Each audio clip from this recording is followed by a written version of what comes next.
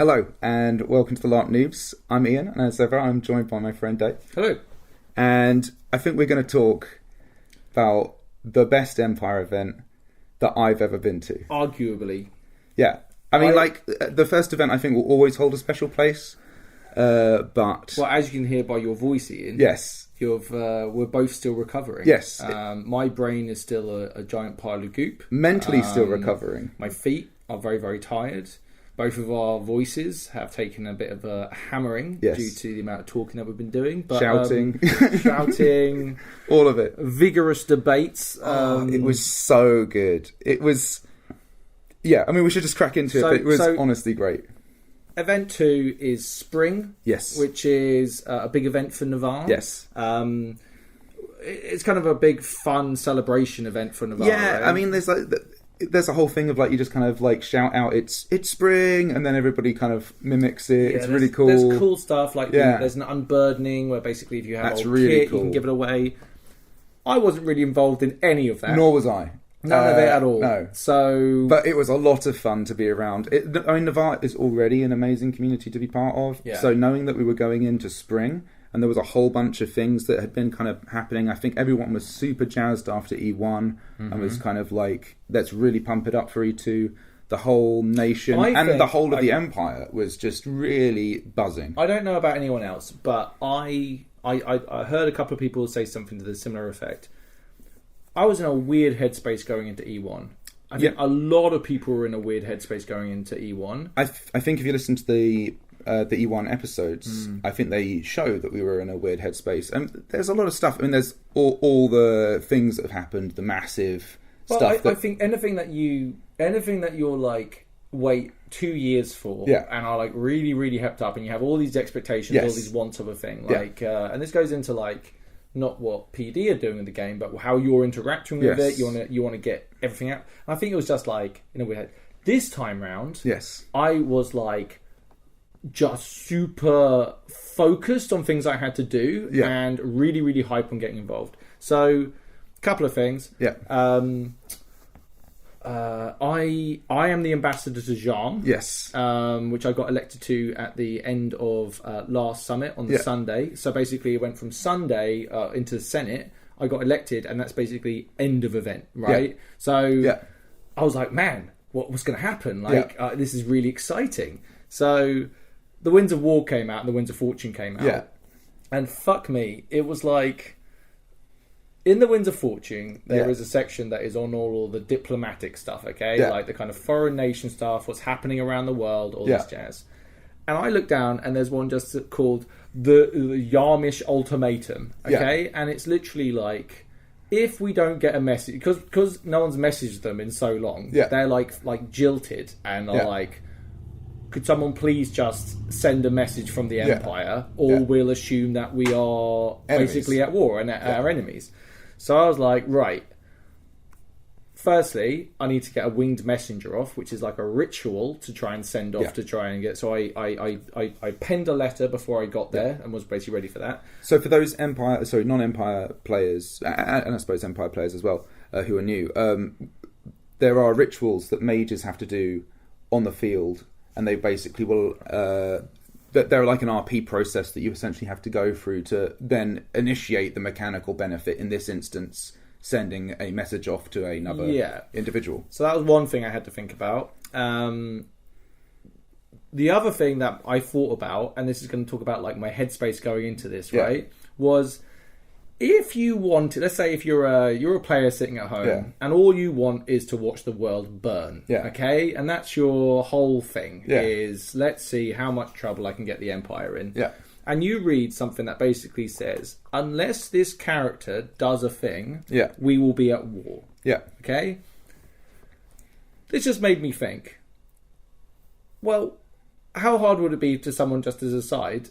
I'm going to go and bump off Gellert Ashbourne. Yeah. And therefore, no letter to Jean. Yeah. And, it's a really nice neat little solution there. Yeah. And this thought sat in the back of my mind and planted a seed. Oh, it was very telling. It was very telling how much... This seed grew over the course of a weekend. Not just because of, just because you're paranoid doesn't mean they're not out to get you, basically. Yeah. That's kind of what I learned over this weekend. Yeah. wow, like I'm really spicy, So really good. cool. I also received a letter from a wonderful man called his character name is Lorraine Regen Sophia Torres de Savos, or Goldie, as I like to call him. A Leagueist chap, basically.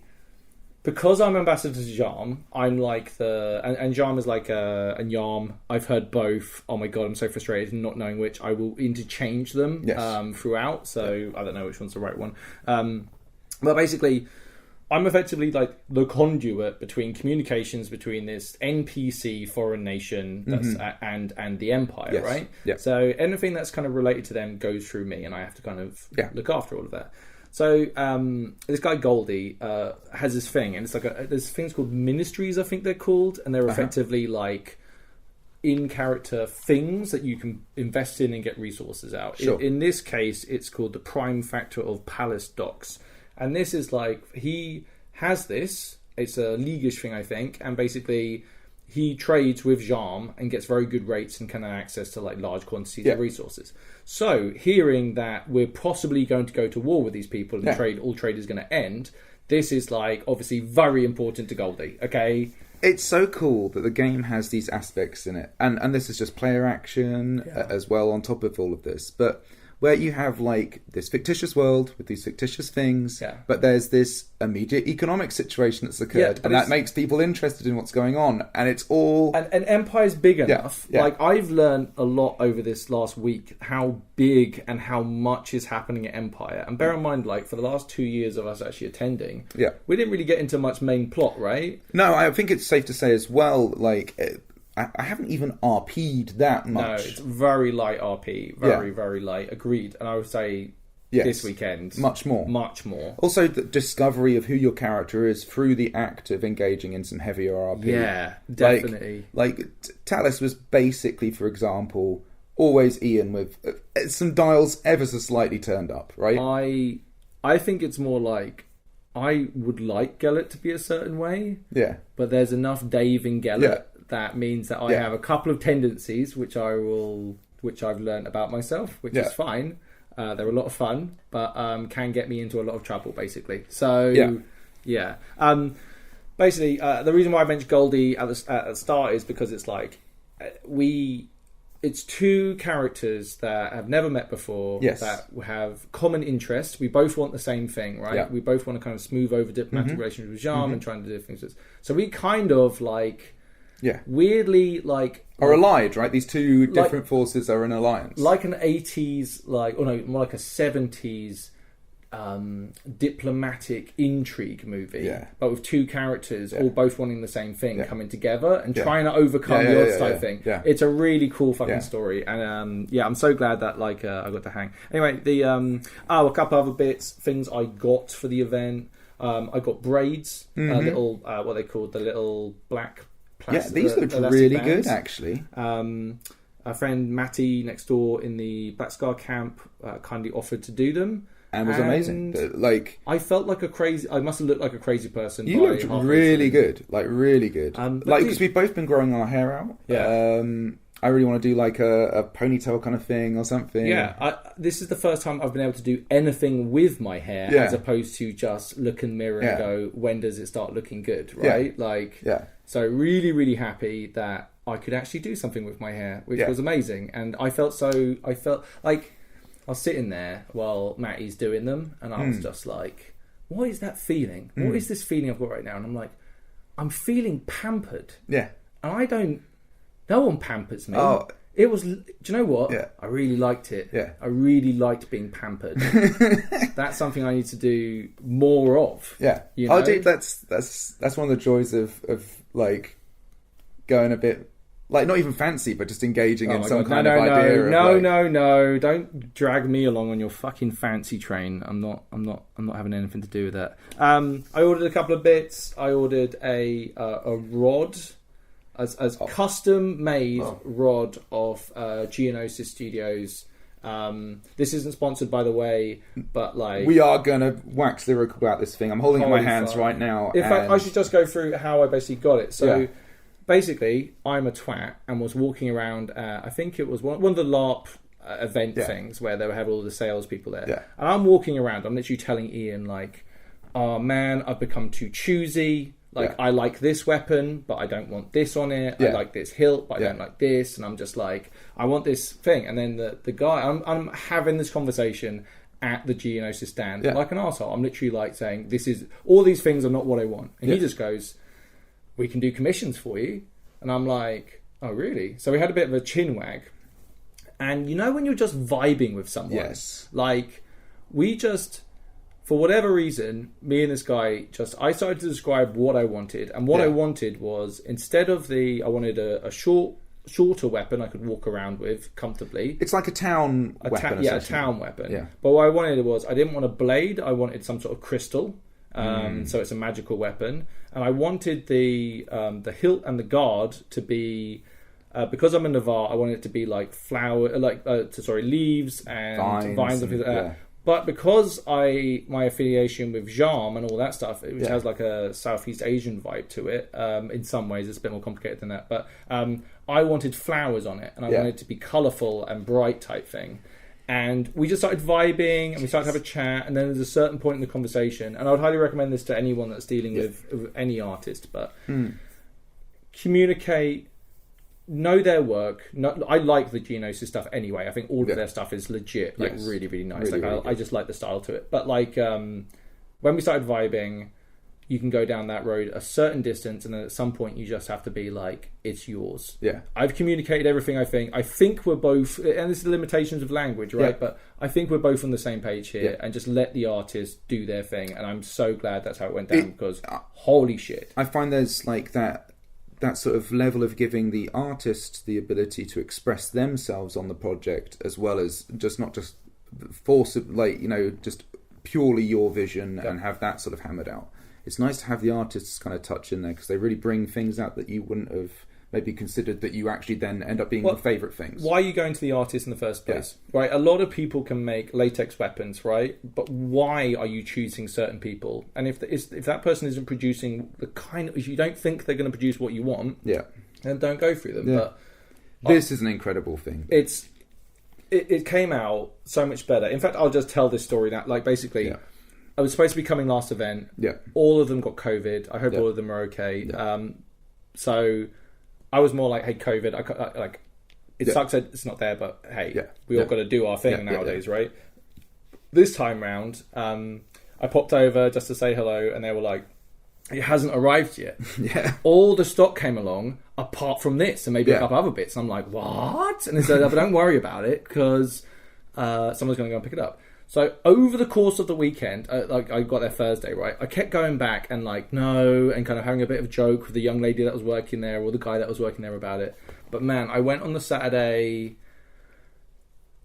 I went, is it here yet? And she said, you're a lot warmer than you ever have been. And I was like, oh, how about now? And I stepped forward, and she's like, warmer. And I carried on going. And then I turned the corner, and there it was. And it was just like, I couldn't be fucking happier, dude. It's one of my favourite weapons. It's a showstopper. Yeah. It's an absolute showstopper. I had people coming up to me and just asking about it. And that, believe me, nothing else about my kit says that. Yeah. Sometimes people say, I like your shell necklace. Like, you're talking to like a child that's like got like, do you know what I mean? I actually really do like your shell necklace. Well, yeah, but I don't know. It's not. People seem to. Yeah. Your kind of jangly game actually is something there's a bunch of players who do it with their kit, and I think actually the layering of having jewelry and sort of jangly stuff is really nice. You know what I mean? I'm on the limit of how much jangle I should have on me at this stage. Maybe, but then you can do stuff around your belt and stuff like that. On your neck, potentially. It's mainly because my soft kit is pretty plain. I basically wear like a green top or whatever and some trousers. Oh, that reminds me, I ordered some more stuff of Armour Arena. Really good stuff.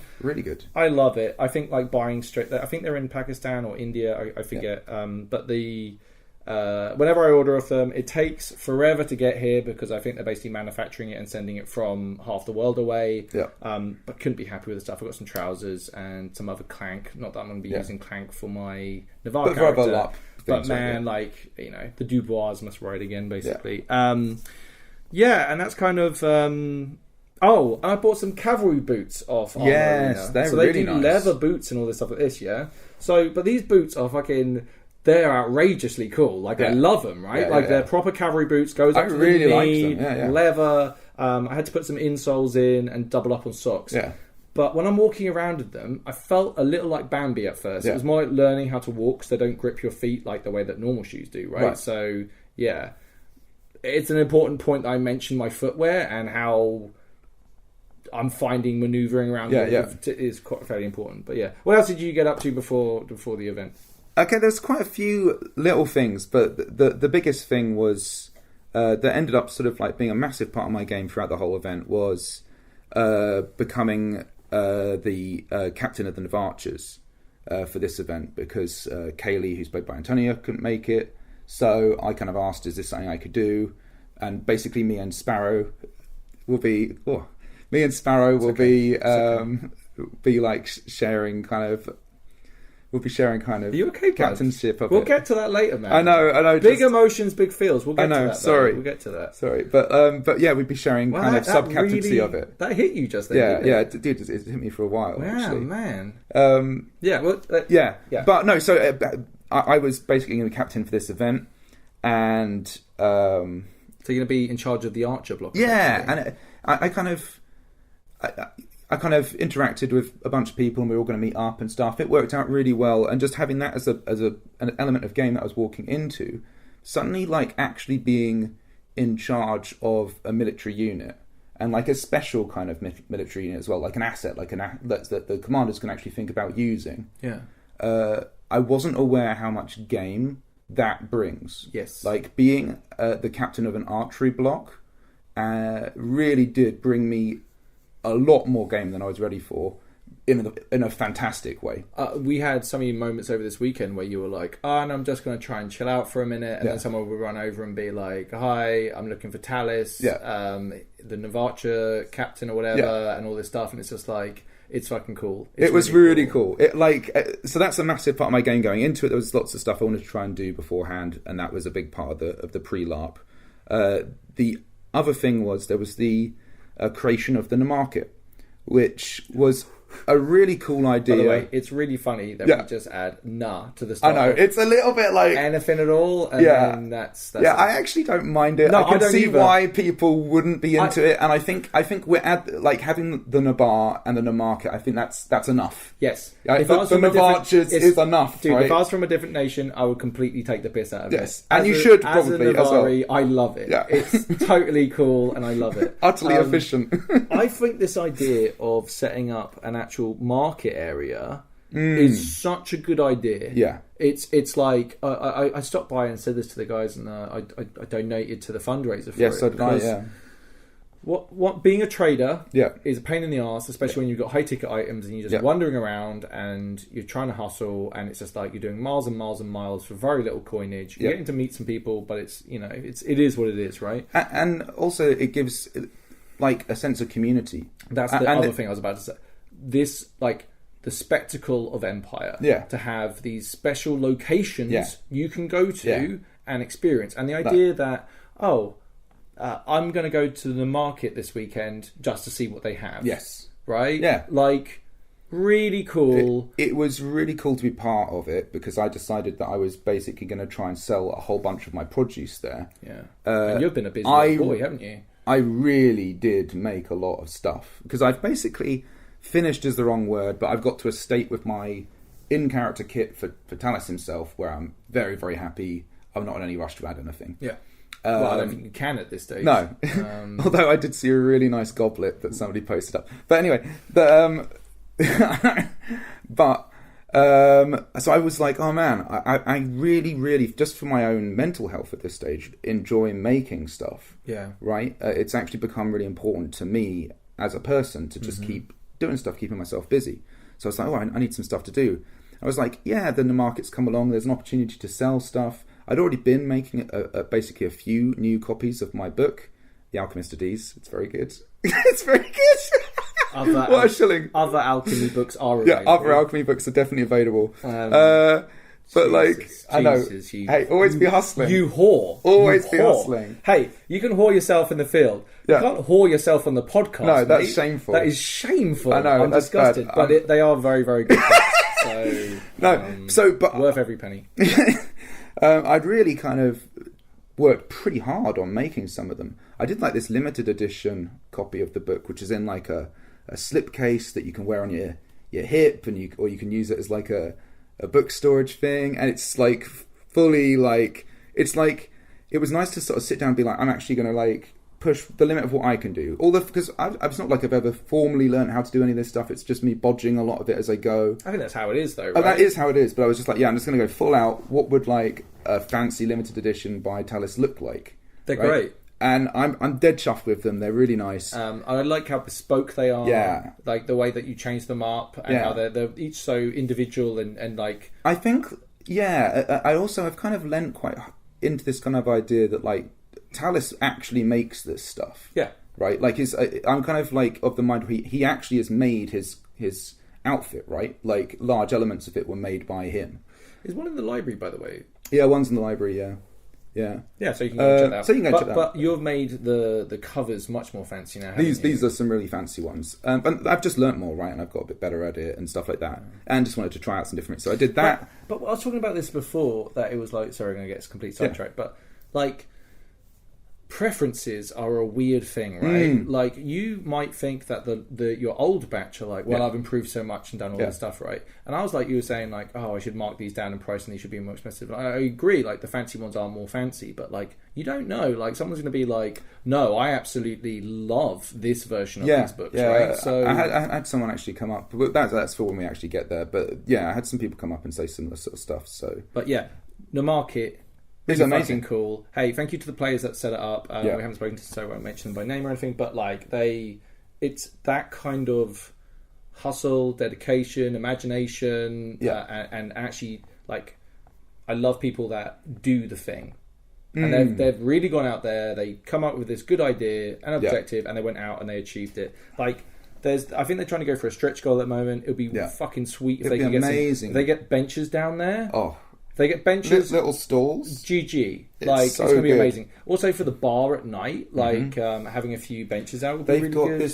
They've got these lovely lights that basically trail all the way down, and it's basically all the way from the entrance, basically up to the market. Yep. And it makes it this really nice kind of night market it's as well. Lovely at There's night. these free braziers they've got going. The fires are great. It's such a good idea. Really they really nailed it. Yeah, really nailed it. And all the community there. Which is really nice people to communicate with online. I would definitely and going into the event, I was really excited about joining the market. I see stuff, and I was like, "Oh, we should get better friends with them." And I'm like, "We should. Like, we 100% should." They're lovely people as well. Like that, like actually interacting with them, and I was genuinely a big part of what I thought was going to be my game was going to be spending substantial amount of time in the market, just hanging out with these people who I knew were really cool, and I just wanted to kind of just sell some stuff and have that kind of RP, essentially a trader RP. I thought would be really good fun. That's not how the weekend went. Nope. But it was a lot of fun. Expectations, they'll kick you in the dick.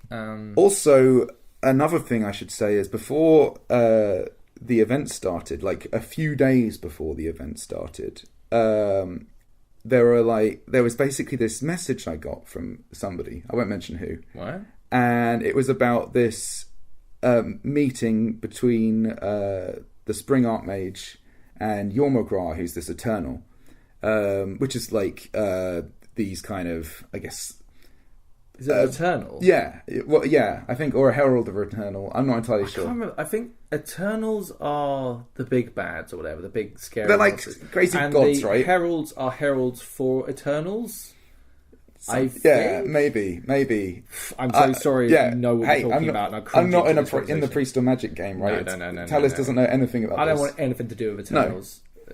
They can... Yeah. That's a whole... Different... Yeah. Yeah. No. But, so basically, and the message was basically shenanigans might be afoot. Shenanigans. So this kicked off a whole thing. Like the shenanigans that were described to me sounded very, very bad. Yeah. Like very bad. Yeah. And I was like, I had no idea this was going on. Yeah. This requires, a full activation of all things. Yeah.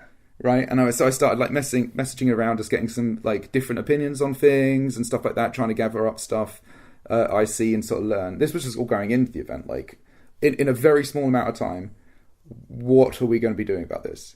So that was a huge part going into the game. And the other thing I had that was kicking along in the background was and I really can't talk about this much at all, so I'm going to talk about it in very vague terms.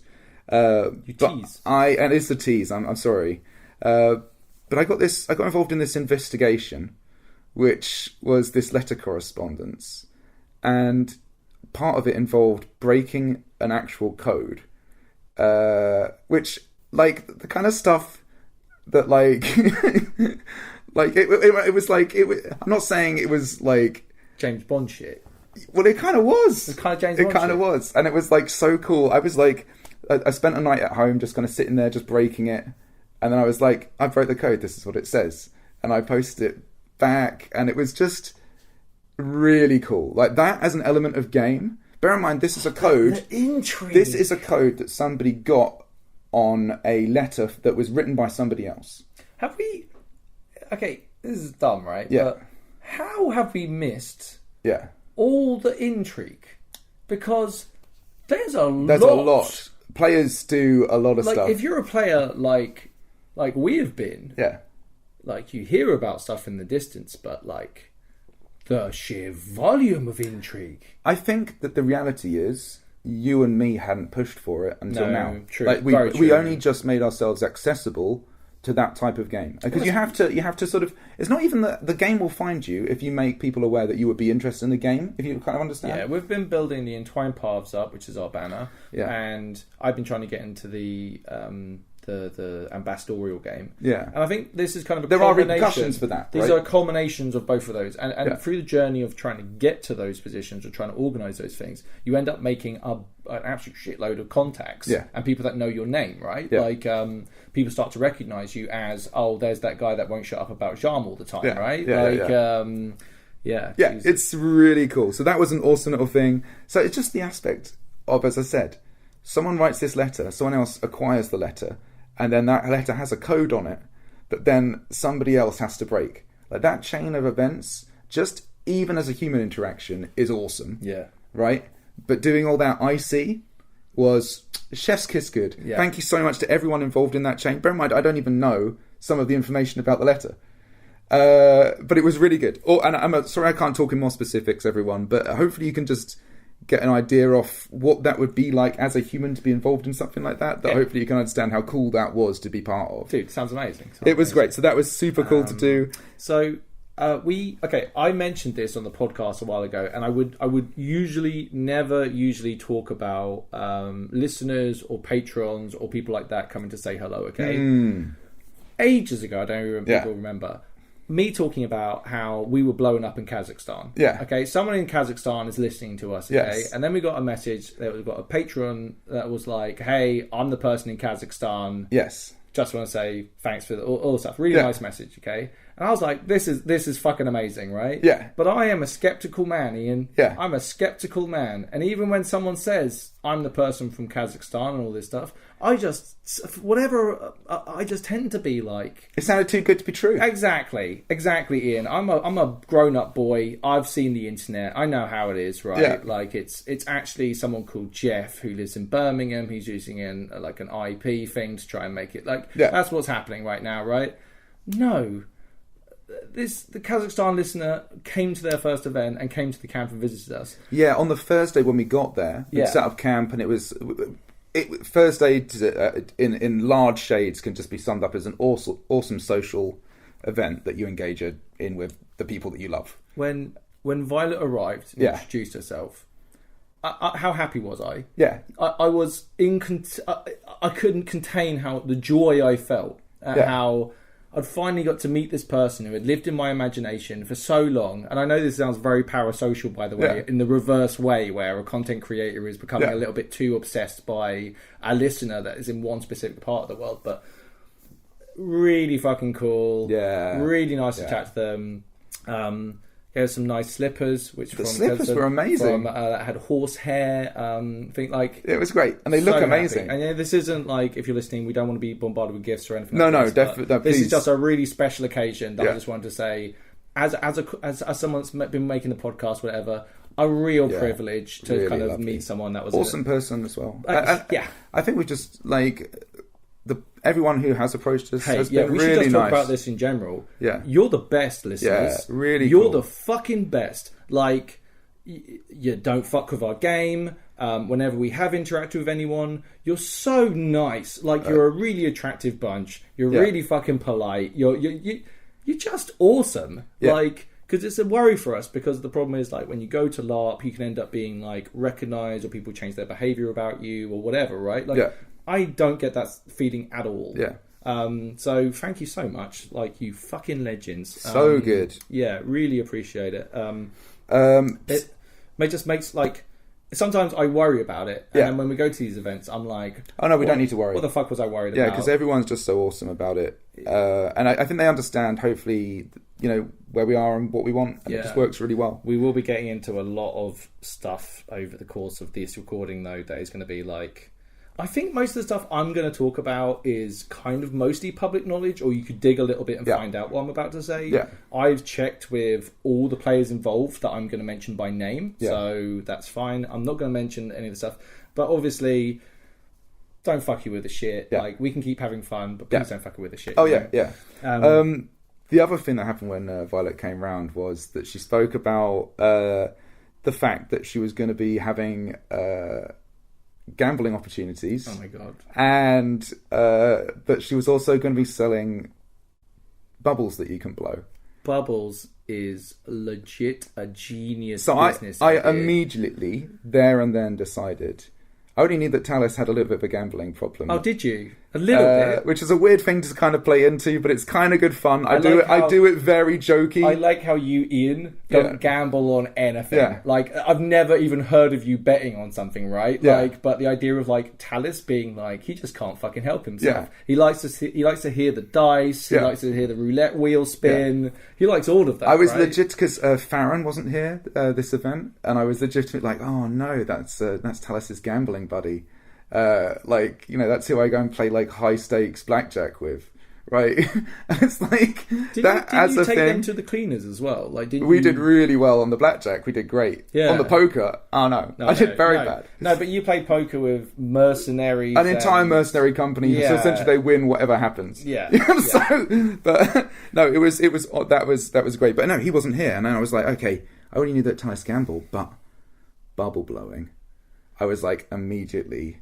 Talis is going to have a kind of grandma in Las Vegas pulling a slot machine style addiction to bubble blowing. Bubbles and gambling at the same time. Bubbles and gambling at the same time. I was really of the mind. Do you know what? I like it because it's like, you know, like you're an alcoholic or something, but any of the negative connotations to it. You're just a bubble addict who can't help himself at the fucking table, right? Like, it's so cool. Excuse me, mate, your bubbles are blowing into it, and you just turn around and be like, fuck off, I'm gambling here. Do you know what I mean? Like, it's like, bubbles is everything that I would want as like a little Talis effect of like the idea of, because they're kind of shiny and they're fucking flamboyant and it's outrageous, very showy. Yes, you don't really see them. Oh god, all the things. I was like, oh, this is a must. So I was like, God, Jesus, and the fact that I didn't get to do this during the course of the events of the actual LARP is that's my one regret, that I didn't get to do this. Well, they were going to... Basically, the idea was she was going to come and set up stall next to me and literally feed me like a gambling addict. Fuck's sake. Fuck's sake. Which I really want to do, by the way. I really want to do that. That'll be so much fun. But the weekend was so crazy. As awesome an opportunity to RP as that was, I missed out on it just because the weekend was so crazy and there's so much stuff happening. Dude, I had so many things I wanted to do this weekend that I didn't do because of all the things. Let's just hop into Friday proper. Friday... Ding ding, time in, let's go. Oh my god. Yeah. So you're terrified you're gonna get killed. I'm like if someone's gonna, like, all I wanna do is I wanna get the winged messenger out. Like Gellert and me, Dave, are both pretty invested. Like, I don't wanna be the guy that didn't do the thing that caused like the start of World War One. Yeah. Okay? Like, because basically just a bit of setup. Whole bunch of these, there's like 6 major nations and a bunch of smaller ones. The Empire is not the biggest nation in the world, right? There's all sorts of things going on, and basically there was a thing called the Liberty Pact, which was signed among nations who had made slavery illegal. This was basically a trade deal to make sure that those people trade with each other and help each other. but also puts a embargo on every non-slaving nation. Yeah. Jean and us have been trading for hundreds of years, and basically through the course of however many years of Empire players, because nobody likes slavers, right? Which is a bit more complicated with Jean, but let's not get into it. Yeah. But the basically diplomatically our stuff had got so bad, right? Yeah. So I was like, I don't want to be the, just because it's my first weekend on the job and this is like really important, right? Like I still want to do it right. Yeah. So I had basically when I got so when I started, they get, there's this thing called Winged Messenger, and you need 3 iridescent glooming, which is a resource, so you have to go and source that. Yeah. You have to have your letter. You have to have the recipient of the letter, so I knew the guy's name. Yeah. So and you can't do this before time in. And you need a certain amount of mana as well, right? No, 1 mana for the caster, effectively. Okay. So right, it's sure. 1 or 2 mana, depending on whether they've done something to do with this. And that's another important element to include in this. You need a caster as you well. You need a caster. So we're fortunate we've got... an autumn mage called Cadigan, who is an absolute mad lad, who... I have a very weird relationship with. Yeah. I'm a battle mage, but I don't approve of all of that crazy ritual magic. It's nuts, but unfortunately... You've got to dabble in it. He's very helpful and very good at what he does. Yeah. So... And he plays like him slightly kind of crazy. There's a crazy element. Completely insane. Yeah. We think he's insane, but... Then all these other like ritual magic people keep showing up and asking advice and wanting to get into stuff. So he must be doing something, right? Oh yeah. He hasn't blown himself up yet. But I don't particularly want to know what he's up to, because it's probably something wacky and dangerous and scary. I get the impression like Cadigan's like like how you're pushing on your element of game. Like he's pushing on a whole other element of game. And he's been doing that for a while, actually. I think more so than most other people, I would say, in the whole group. He's been one of the most productive members, but really subtly. Yes. Well, I don't think it actually is subtle. I think it's just in a different direction than you and me look often, because we're off doing the other things, right? Yeah, I think that's. I think he's been pushing pretty hard in a whole bunch of different angles for a while, and it shows, and it's great. It's awesome to RP around, and I really actually enjoyed. There's this weird thing I have. I enjoy the observation of other people, like almost the voyeurism of watching other pairings of characters meet up and interact, and like to listen to them and watch them. It's awesome. Dude, me and you love narrative, right? We love all of that stuff. Like the idea of chalk and cheese characters meeting and having to work together is really cool. Watching Cadigan and Gellert work together. And then there's a couple of these that I'll bring up during the course of the thing. It really is awesome. I think Cadigan and Gellert actually do get we very much really respect each other in a way, but like how we do what we do is a mystery to each other, but it's good. It's really cool. So basically at time in, I'm like, I need to get this done, right? So I basically, and you can't, this is really annoying, by the way, I don't know whether PD can think of a better way to do this, but I have to go down to God, hand in my resources, right? And then use their computers, which are like, I hate to sound like a computer snob, okay, but I can type 60 words a minute on a decent keyboard.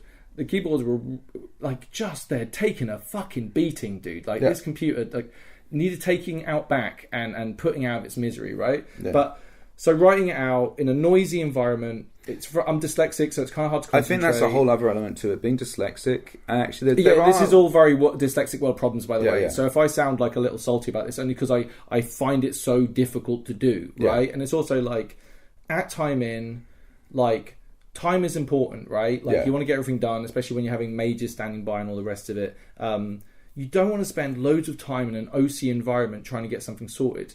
So I open up the thing, okay? It tells me... I hand in my iridescent gloaming. I say I want to cast a Winged Messenger. Then I go to the computer. I log in. I type it in. But then it's like got the person who it's addressed to, which I know. And it has location of person. And I'm like, fuck, I don't know. This didn't come up in anything I've read about where this person is. Like, can I just put Jam or do I need to Yam? Do I need to put like a specific port or something? Yeah. And the way that the Winged Messenger is written is like, be specific.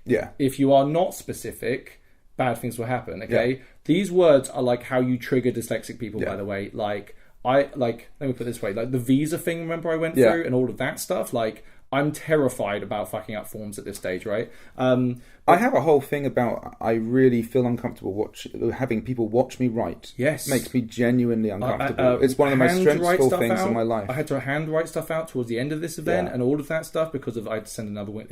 Fucking nightmare. Anyway, when I got there, there was a lot of confusion over who I was. I didn't really understand what the confusion was, but I got taken away by a member of the crew, and then he had to talk to some of the plot crew, and there's just a lot of confusion.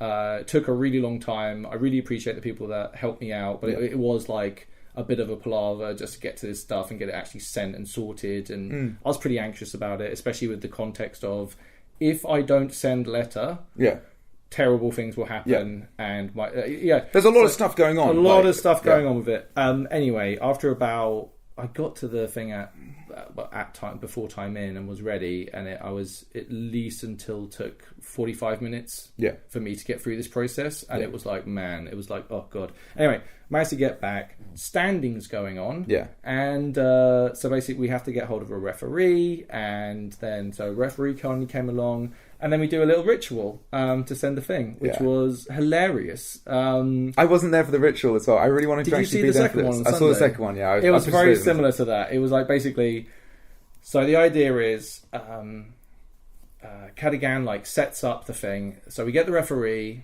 It gives me a ritual number. I have to pay the mana, explain what we're doing, explain what's happening. Referee's like, I'm down, checks on the little pad, goes, okay, cool, so I've got your ritual here, you're doing this, here's the crystal mana, you have to do the ritual.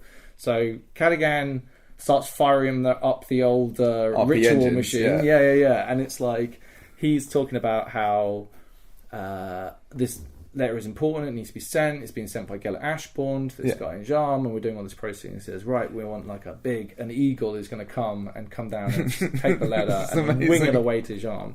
And he says, oh, can you hear that, Gellert? Can you hear the wings beating? And I'm like, I can. And then he, like, I close my eyes, and when I open them again, he's got this like little toy duck, like a little duck model, and I'm like, he's like, oh, I wanted an eagle, and all I got was this duck, and I'm like, I quite like the duck. And then he's like talking to the duck, and he says, oh, the duck's name's Diablo, and Diablo the duck. And I'm like, I love Diablo, and it's just like, Diablo's probably not going to fly most of the way, he's probably going to waddle, he's a duck, do you know what I mean? Like he's going to do like a speed wiggle swim. Yeah, he might catch a ride on a wagon maybe. Sea turtles. Yeah, exactly, But Diablo winged his way off to Jarm, and basically you need the fizz rep of the letter and all that stuff. So, what's it called though? Like, I like doing. I'm still unsure about ritual magic. This is OC. I'm still unsure about like whether it's some part of the game I want to interact with. But it's really fun watching. But basically, dude, watching people RPing and really like trying their hardest to try and make it an entertaining, fun thing for everyone involved is like, I just love it. I love being involved in a ritual. Or I don't know if I would want to lead a ritual. Although having said that, there's some things like maybe it's intriguing. Maybe like for example, being the Leaf Man at the player event was kind of like being in a ritual, right? Because I was kind of like putting a performance on and stuff like that. That was kind of cool. What about some cool like night magic stuff where you can like start acting like you're being like possessed by another thing and speaking like tongues and other things? Like I don't know, all kinds of crazy stuff. I can see it being really fun. Oh, for sure. Yeah, I love being a participant.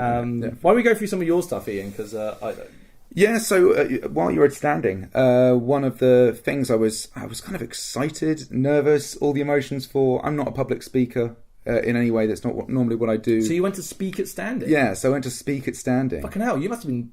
I was really nervous about it. How much big public speaking have you done at None, ever. Right? I've never spoken publicly. I like lead small talk groups occasionally at the library, which is very different. It's a lot though, right? Yeah. You have to wait there, and then the nerves... Yeah, you're in a little queue, and you kind of go up, and then it's your turn. And the thing is, as well, like...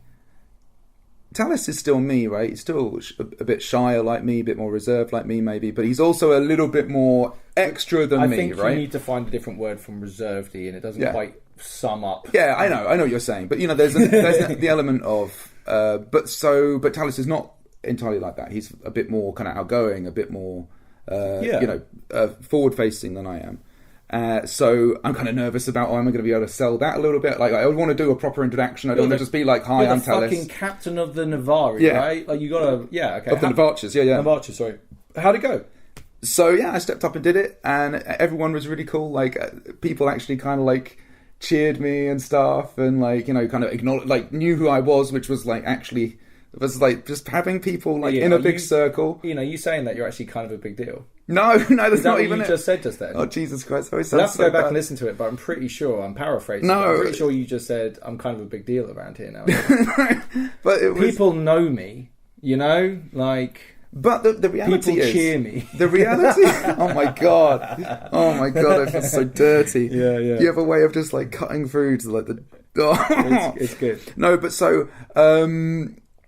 I've never in my real life, maybe like playing football and scoring a goal or something like that, when people kind of are like actually acknowledging you in like some kind of capacity. I don't have people in a big circle who will mention my name and say, Ian, right? That doesn't happen. And there's these people calling out Talis. It was awesome. That moment where you're next in line, there's no one standing in front of you, so you can just watch the person in front of you, probably killing it, by the way, with whatever they're saying. Yes. And then there's that moment where you break through the threshold to step into the circle, and then it's like quiet because everyone's waiting for you to go. And it's those, it might last half a second, but like that is a terrifying, whatever that moment is, that's when things, then you have to open your mouth and hope that you don't go, hi, my name's Talis. Yeah, exactly. Well, you know what? Because I weirdly hadn't thought about it that much, but I think the fact that in the previous event I'd gone for that boss seat and I'd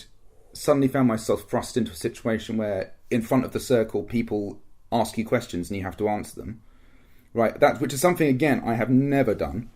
But because I'd done that, and I didn't do amazing, but I kind of did okay. But then I think that made me a lot more, like, because I was already like, oh, that's the most difficult thing that I've done, and that's a lot more difficult than making an announcement, right? So that worked really well. I was really chuffed with it. Everyone was What awesome. you're talking about is why LARP is so fucking good. Like, even your failures, because it's LARP, if you're smart and you kind of like have that kind of like emotional understanding where, bleed is a thing, but like, we'll talk about this over the weekend, but like, you did the thing, you learn that it isn't that scary and that you can do it. Like, when I talk to you, and I think a lot of other people, when they would actually just meet you, like, you're a massive people person. Yeah. Like, this, what you do. You love chatting to people and making friends and all this stuff like this. Like, you have all the skills without actually putting it towards that one thing, which is public speaking. I think you just, it's so obvious that you'll be good at it. Right, like, but you have to kind of go through that journey. Yeah, I think for me, there's like there's a little bit of a mental battle that takes place before every time. I think I also have this whole thing, and I kind of been sort of working over it going into the event a fair bit of like, I'm actually all right at talking to people, but one thing I really struggle with is weirdly just introducing myself to somebody. I find very difficult. So that was one of the main things I wanted to do this event. And I want to do it more next event. It's like something I genuinely want to improve on. So having this position obviously gave me that opportunity, and that was really cool. So you already are, really. I would say, like, Anyway, sorry, it was awesome. So walking around and just like announcing that, and then we also learnt at the standing that there was a Vlorn heart that was potentially exposed in the Afathon. Spicy. Now the Vlorn are like the mega evil that Navari hate and will literally like slay their entire nation to try and destroy.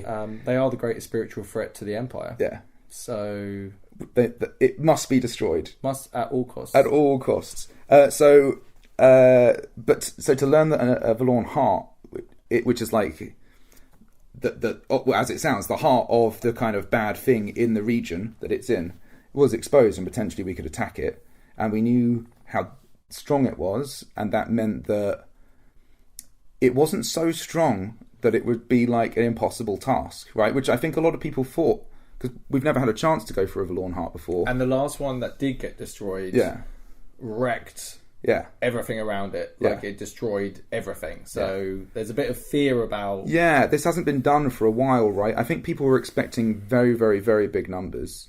But actually, PD have been quite canny, I think, and made it accessible. Made it a little bit tantalising.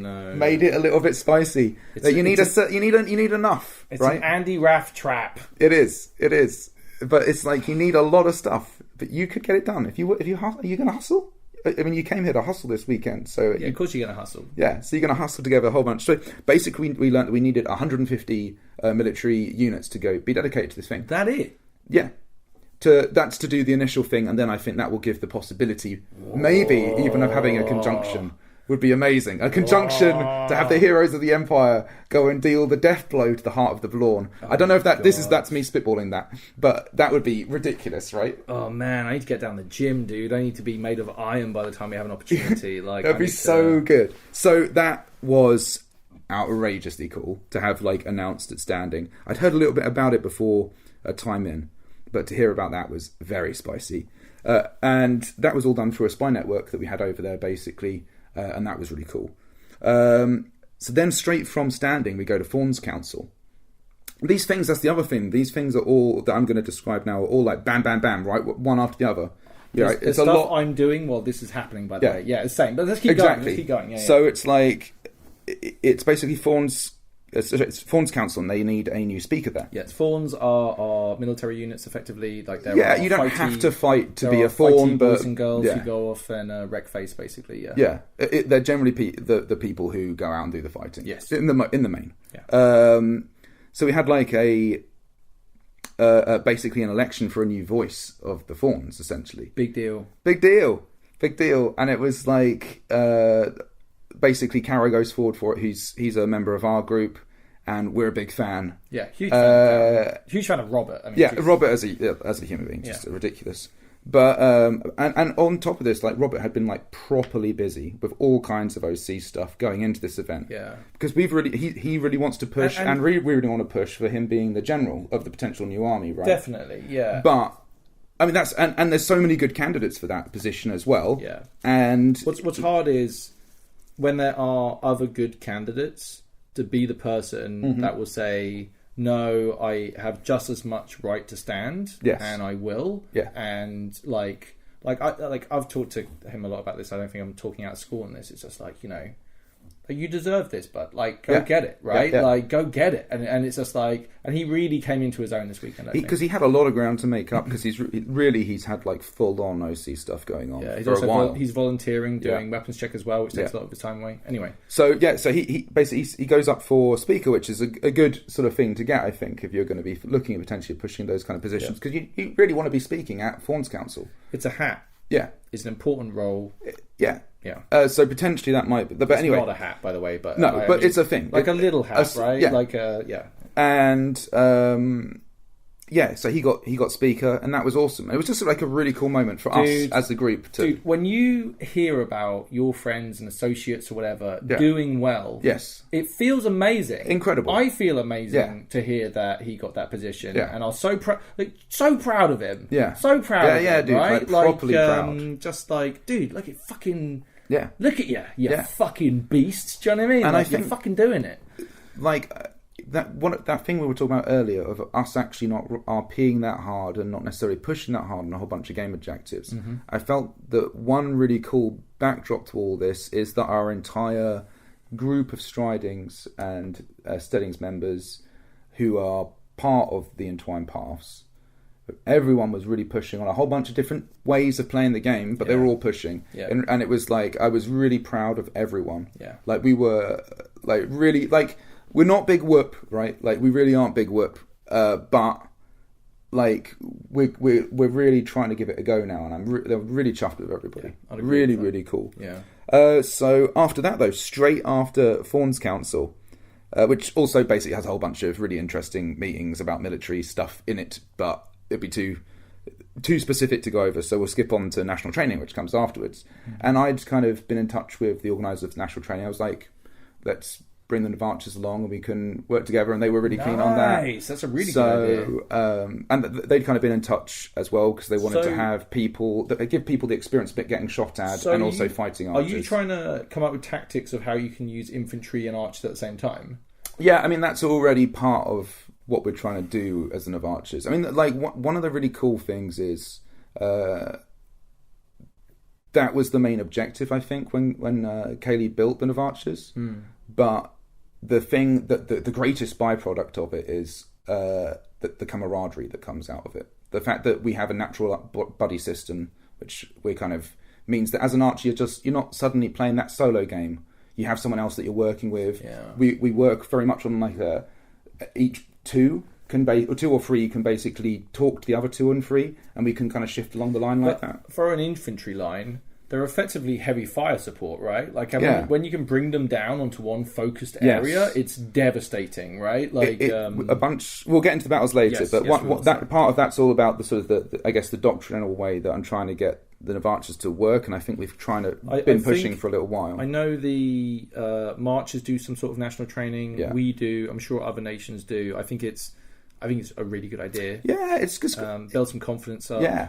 And it almost doesn't matter how effective it is, but just because it gets people doing the thing, interacting with people, doing the thing. Can build bonds and you build bonds people. that way. I think there's often times, you'll fight alongside someone, for example, and that is suddenly a really good friend. Yeah. Like that person is a really good friend. Yeah, I love making little random homies when you're just like, and then you just give them a little nod when you see them around for the rest of it. It's cool. It was cool fighting alongside you. Thank you for that moment. That was really cool. So you fight good. Yeah. National training was great, really well run. Also, as part of that, there's some players who have actual archery experience that far outstrips my own, which is very much a hobbyist archer. Mm-hmm. And so they came along to the end of National Striding and were just offering general archery advice and kind of support and stuff. It was really cool. Like, what a lovely kind of thing to have built into the whole beginning of the game. And that kind of set up this whole cascade that will then go throughout the rest of the event, which was just the Navachas were involved in stuff, and thus I was by necessity involved in stuff. Yeah. And that was amazing. Like, to have people come and like ask for you and to give you intel, and for you to go and send people to gather intel, and to go and yourself and get intel, and to like be involved in things as a result of all that was awesome. Yes. I like really, really good. Like the best game I've had, I think. With that in mind, yes. I go and do my Win Messenger, come back, do the actual ritual. Yeah. Goldie shows up. He comes with a bottle of mead in hand. Amazing. And some bickies. And I was just like not biscuits, but little gift. I'm like, that's how you roll. Yeah. That's how you roll. Yeah. Like, I already liked the guy before that, but if you bring me booze, oh my God, like, yeah, we're already a big fan. But the really annoying thing about it was, so he rocks up. I was supposed to have this meeting. He was going to come along and we're going to have this chat about stuff. Wing Messenger took forever, obviously. Come back, everything's kicking off. Someone comes running up to me when I'm waiting for the referee to show up and just goes, "Where's the ambassador to Jean?" Right. And I'm like, I'm the ambassador to Jean, right? Yeah. And they're like, oh God, like, there are 2 Jeanist citizens walking around Anvil right now. And I'm like, you what? And I'm like, yeah, they're asking around and trying to do some sort of trade or something. And I'm like, I gotta meet them. So like, smash out the ritual, right? Like, and then I'm just like, Goldie, I'm really sorry, but we have to go and do this. Like, do you want to come? Because like, we've got interest in Jean as well. Right. So let's go. So, I take along Win, who's played by Paige. Yes. And she's just a colossal badass. We'll talk about how badass she is. Yes. But like, holy fuck, she's awesome. But then, and Bungle, who plays Keys, who's like my homie, they basically come along to kind of like just make sure that nothing bad happens. Yeah. Like, so all of this is the start of escalation, okay? Yeah. All of this is how things will escalate. But like, so I go down there with a few tooled up Navari, right? Yeah. Find these Yarm people running around, and I'm like, introduce myself, and I'm like, hello citizens, I hear you're from Yarm or whatever, and they're like, yeah, and it's just like, well, I'm actually the ambassador to Yarm. I just wanted to welcome you to Anvil, just ask you why you're here. Yeah. They were shady as shit. They were so shady. They were like, we're traders, we're here doing some trades. And I'd heard like they started off in Dawn and they finished their trading and business in the League. Right. And I was like, oh, what are you trading here for? And bloody blah, and doing all this stuff. Right. And I'm like, whatever they're doing, it's bad. Right. Right? Like, it is not good.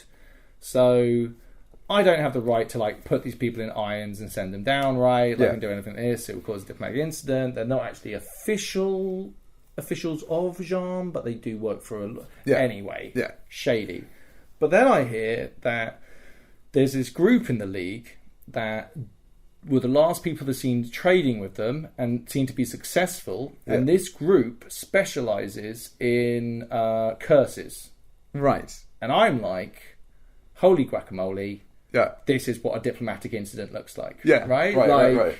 I must find out more information. So basically, came out of conversation. It was like, well, not all curses are illegal. Okay, they're legal. Yeah. So I was like, fuck, we better get down to I want to go and speak to a magistrate. Right. And just make sure that I'm not going to go and kick in some doors and give people shit if what they're doing is perfectly legal, right? There's also weird stuff about like casting rituals. Some rituals and curses are legal, some of them aren't. Some of them aren't legal if you put them on an imperial citizen, but if you put them on a non-imperial citizen, that doesn't necessarily work. I'm paraphrasing, by the way. Please don't take anything I say because I'm an idiot and I don't know anything about the law, but this is my understanding of it. So I went down to speak to the magistrates where all the militia all hang out. Yeah. I give them a brief overview on what is happening, and they're like, well, it all depends on this, and they give me this advice, and it was like, well, I'm going to go down there and see if I can find anything. And it was like, did you want a couple of militia guys to go with you? And I'm like, yeah, but like, give me some good people. And one of them was like, how about this guy? And then he goes, oh, I can't, I'm actually involved with that specific group. Amazing. So, one, legit saying I'm involved in that group. Two, God, the militia are leaky though. Yeah. It's really very he could immediately run off and tell them immediately. So then, mind you, it's cool. It's also really cool RP that you didn't take the contract. So I get very leakish. I get a couple of militia people. I say to them as we're walking along, I'm like, hey, why don't you tuck your whites in so it's not too obvious what you are, right? The militia carry white sashes. Yeah. So I was like, why don't you tuck those in while we're going around? Anyway, ask a few questions. Weirdly, with a whole bunch of heavily armed Navarre and some militia people, we can't find this group. No one's seen them. Right? Yeah. Weird. Funny that. Weird how that happened because, when you walk up there all heavily armed and looking like you're about to... And bear in mind, the Navarre reputation is pretty fierce, right? Yeah. If you see a group of heavily armed Navarre approaching you, most nations probably wouldn't think that's a good thing, right? So we walk around, it's like, fine, I can't find them. I end up bumping into the ambassador to the Commonwealth, who's really fun cool. Yeah. We had a sit down, had a little bit of a chat about it. I basically explained that there were some Jarmis citizens here. We talked about potentially that they might be trying to do a curse on the Commonwealth, for example. Potentially. That's what I surmised. And basically I was kind of thinking, these people are from the League. Yeah. I'm not the ambassador to the Commonwealth. I've passed on the information to the ambassador to the Commonwealth. Kind of their problem now. Yeah. I'm done. Yeah. Right? I'm done with the whole thing. Right. I don't... At that... Yeah. Yeah. From that point of view, I'm no longer interested in... Yeah, it all sounds very worrying to me. Fucking with a group that specialises in curses in the League, for example. Hindsight is 2020, Dave. But I would say that does sound, described that way, very troubling. Yes. I'm surprised you thought that was the end of it. Well... I can see how that happens. From my point of view... Yeah. I didn't want to carry on the investigation anymore, basically. Yeah. I was done. So...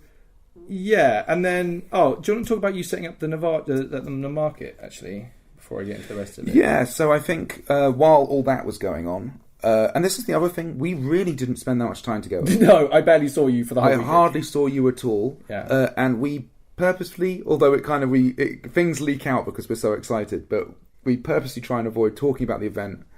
It's a real pain in the arse not talking to you about things because you're my best mate and not talking to you about really fun things that's happening in my life is very challenging. So, but that's what we do. That's what we do. Yeah, that's what we sacrifice for you. Yeah.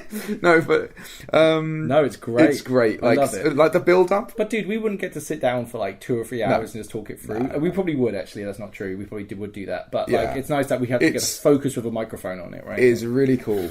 One of the big aspects of that was because I was also wanted to be in the market. Although it ended up mainly being the Navacha stuff. Part of it was that I just wanted to spend a fair bit of time in the market selling things.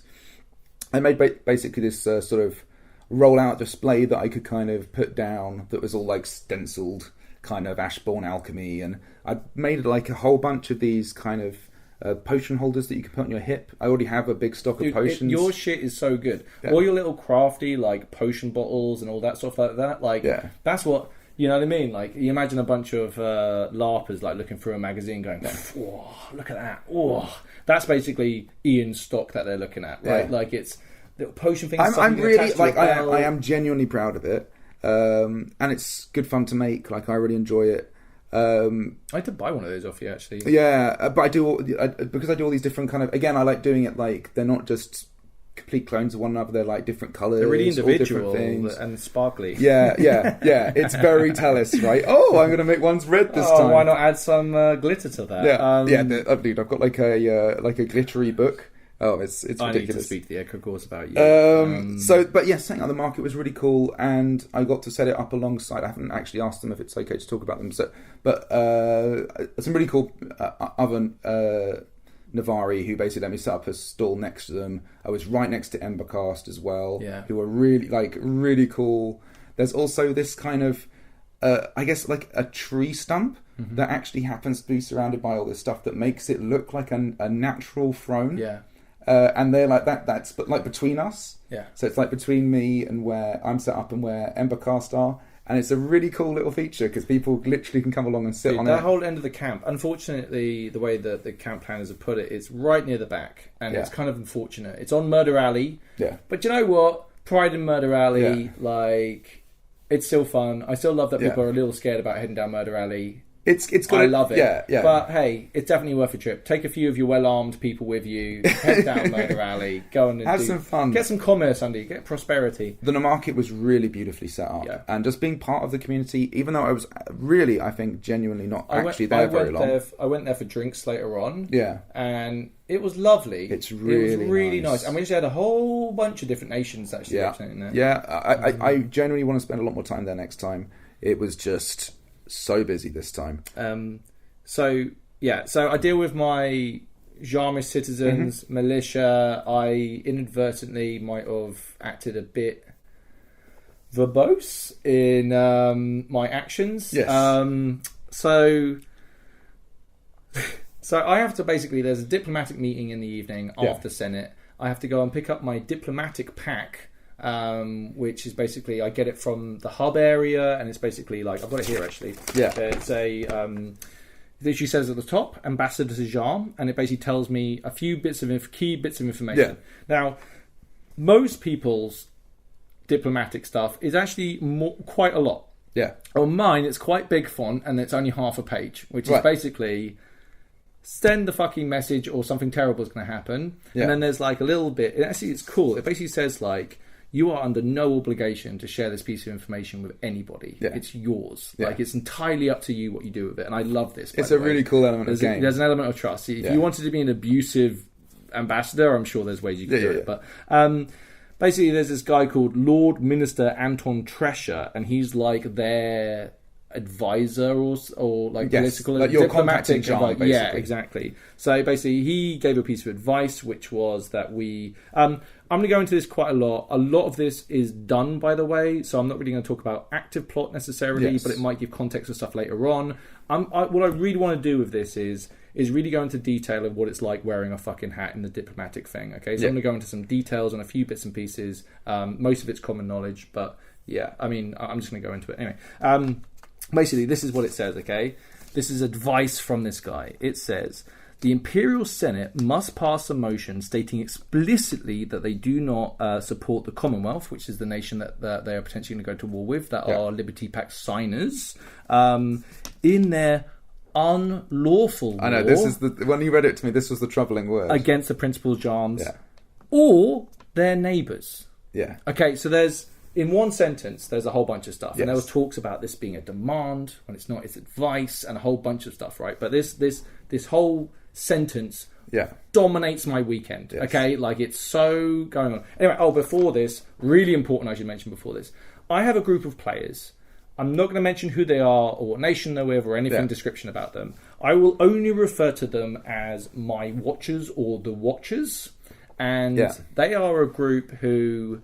I've made friends with. Yeah. They work in intelligence circles. They hunt baddies in the Empire basically and bring them to justice, and are effective. They're extremely effective. Think of them almost like a spy network. Like they feel very like covert, effective. There's so many different wings of it as well, which is really interesting. And I always joke with their kind of like leader guy. Like he's always like, I'm always watching you, Gellert. I'm always watching you, and I'm like, well, I always find it deeply comforting that you are always watching me. Yeah. And it's like someone else is like, or I could be watching you, whatever. Like, I'm sure I'm being tailed at points by this group, right? And they're that good that I have no idea they're there. I think it's really cool that they're just as a thing, and there's so many aspects of Empire that are like this, but I just love the fact that is a thing that exists. Yes. Right? That players take that on, because it's an amazingly fun game. Dude, I love them. I absolutely love them. It's the same as like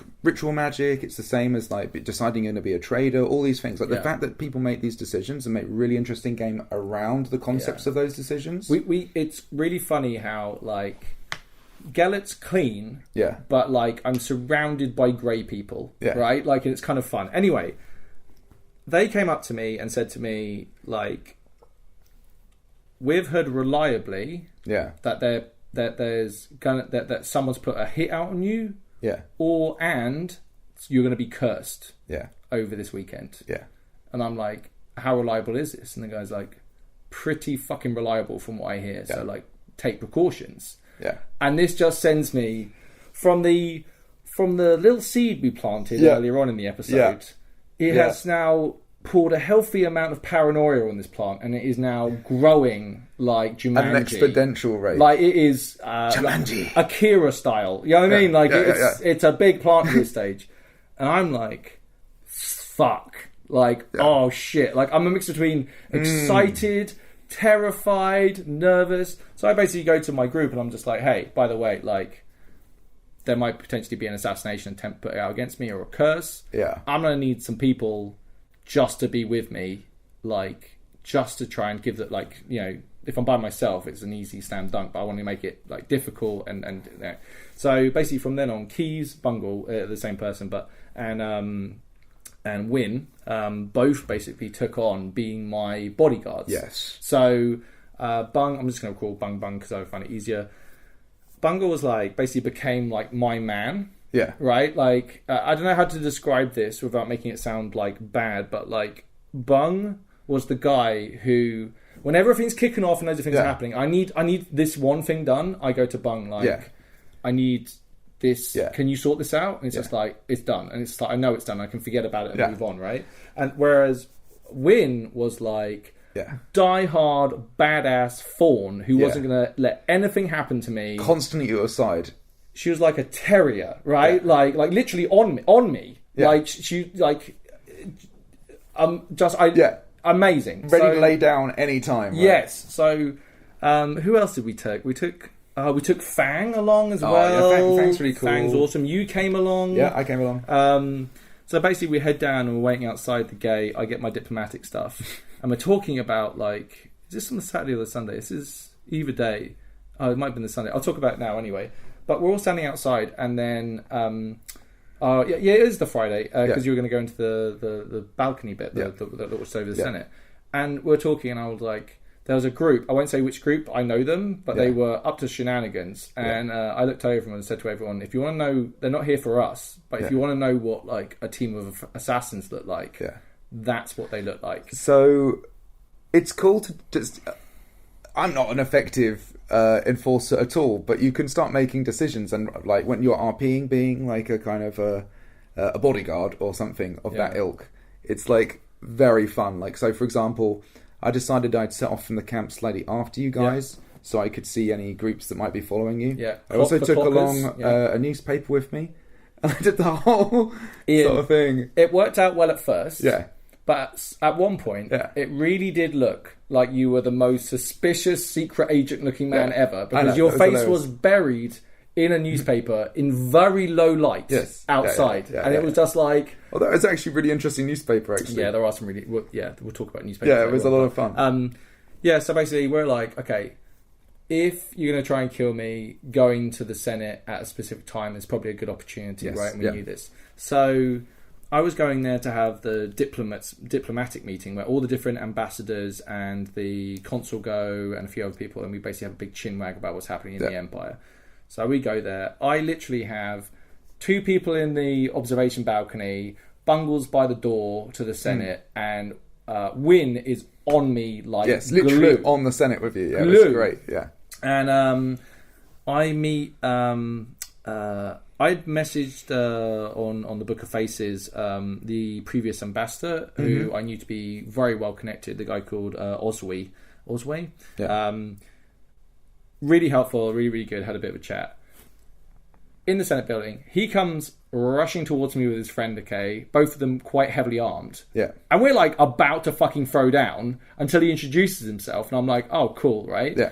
But like, all of us are so paranoid that we're just like, Wynn's like, this guy's giving off fucking shady vibes, man. Yeah. Like, you need to watch this guy. Yeah. Like, he is up to something. We were all watching him as well. From, and all of us were like, from the doorway. We don't know. And we were talking and basically like had a bit of a chin wag, and it was just like, why don't we have a meeting tomorrow where I just said, like, can we sit down so I can just like drill you with questions for like half an hour or whatever, just to kind of get a better information on what's happening and what I should be doing as ambassador. Really cool. But this also planted another paranoia seed, or it was more like fertilizer on this, where it was just like, could the ex-ambassador to Jean be trying to bump me off in some way? Yeah. And it's like, interesting, right? It just added a whole nother level to it, right? And then we had the meeting, and basically I kind of did my thing, and kind of like there were some diplomats were talking about, you know, maybe we don't need to do this, maybe we can do this. And I'm just like, that is over. Yeah. Right? Like, we have to be really careful about what we do going forward now. Yeah. Like, does anyone here think it's a good idea to go to war with Jean? Right? And everyone's like, no. And it's just like, well, let's fucking sort this out, right? So basically the idea was that I would try and get a motion through at Senate, basically putting us as some sort of neutral factor within this upcoming war for a variety of reasons. I'm not saying I'm right or wrong, by the way. So, but this is what my intentions were. Walking back was really cool. Basically, walking around with bodyguards. Yes. Is amazing. Also, I think it's important to say, and I think you became quite conscious of this at various points, but like, you having bodyguards makes a lot of game.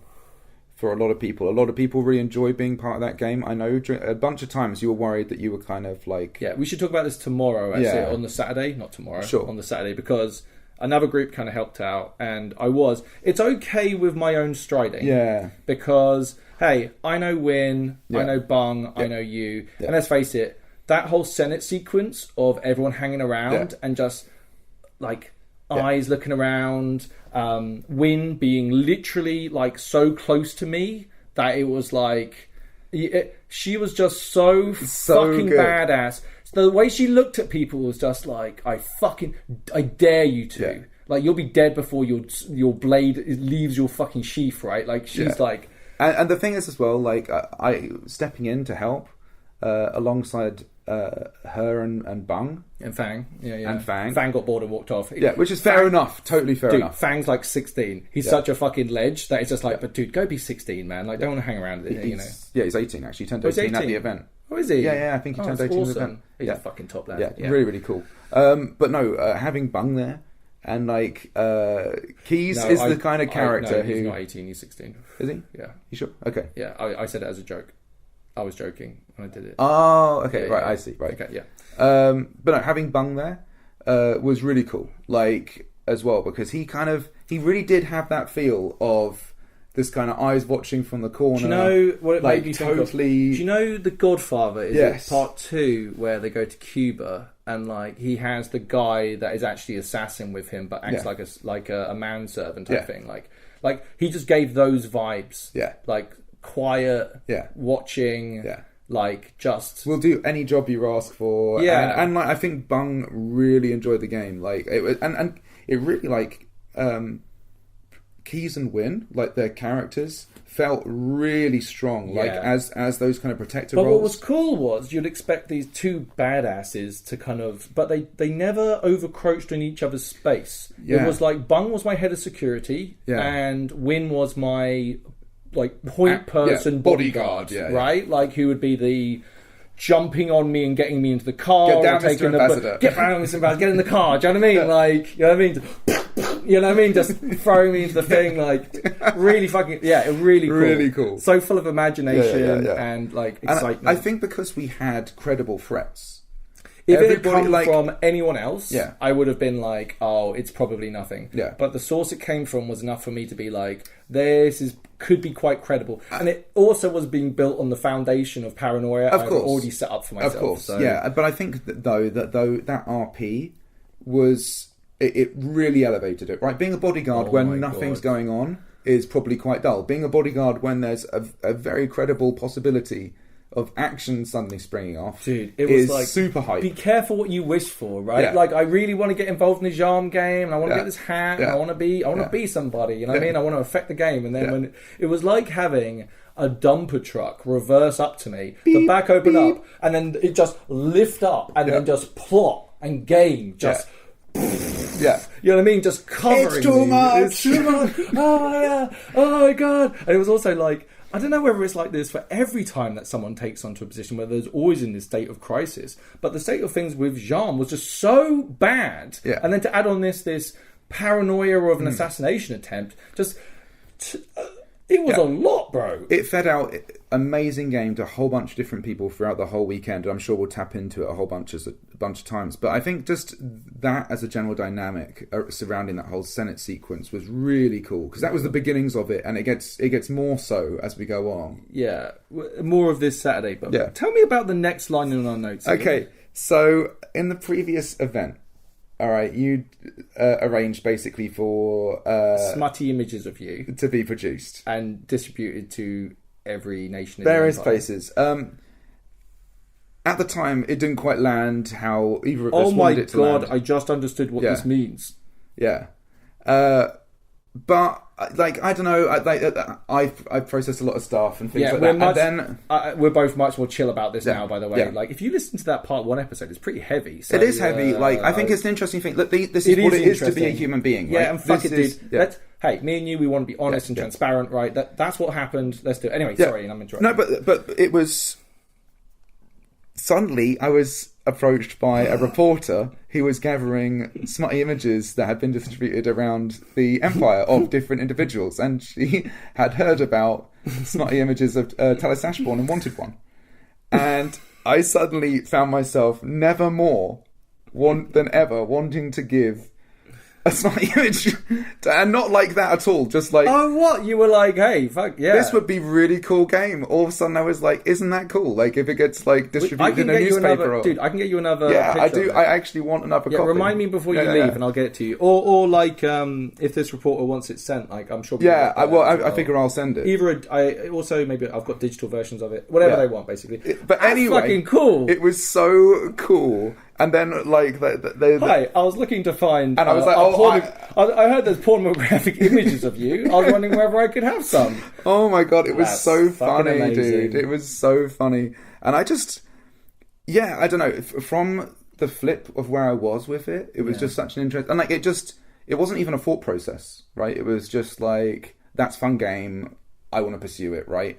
I think it goes to show like how delivery of a thing.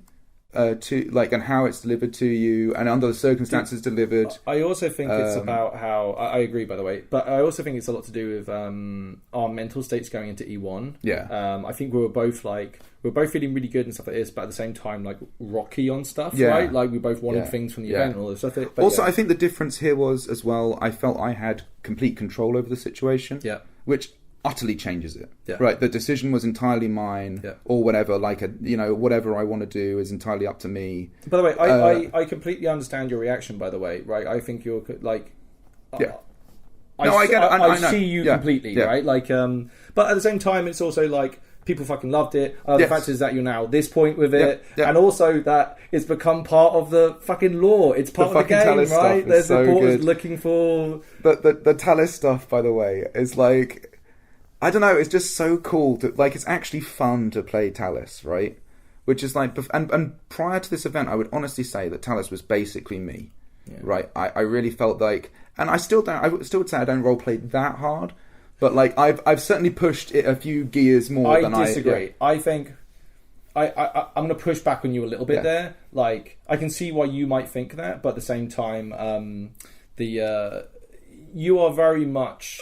When I'm talking to you and I'm talking to Talis, they are different people. Yes, yeah. Right? Like, and I'm very much aware of that. You would... And we'll get to some of the stuff you said over this weekend, which I didn't forget, by the way, so I will be bringing that up, what you said on Saturday night. I can't remember what I before said. going to bed, when we were both very tired. Yeah. I'm going to mention that for sure. Yes. Euros Party Time. Oh, look. Don't. I hate that you have Euros Party Time. No, look. I want to go to Euros. I get on really well with a couple of Euros, but for some reason, as a nation, don't really like me. And it's like, oh no, you'd be surprised. I want to party with Euros, but I know, Ian. It's cool. It's like going to Phoenix Reach is always really fun. Like, sounds amazing. Just sounds amazing. Yeah, like listening to like Nicasia and Kess like sing and stuff. It's just like it's like when really cool. The weird thing about Eurozen is, from the outside, it's very quiet at night. You can walk through Eurozen and think nothing's happening, right? Yeah. Open a tent flap door, and then you're in this world, right? It's so different from Songs and Stories, which is very much a performance space.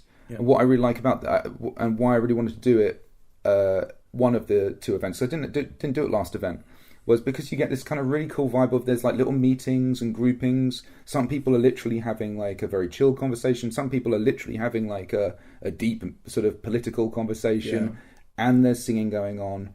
And, you know, people are drinking and socialising, but it's really nice. And there's still a good level of respect for the singing as well. Dude, it's a really awesome, comfortable environment to be in. Through the course of this weekend, I managed to go to like a whole bunch of different places, not to party, but like there are some giant tents and giant groups, and I'm sure these things are happening all over the fucking place. Well, we'll get to some stuff on Saturday, which is just too cool for school. Like, I'm so jealous. It's too cool for school. But no, Euros Party Time was, as ever, an absolute delight, and I will certainly go again. Yeah. Like, I love it so much. All two of them, and you.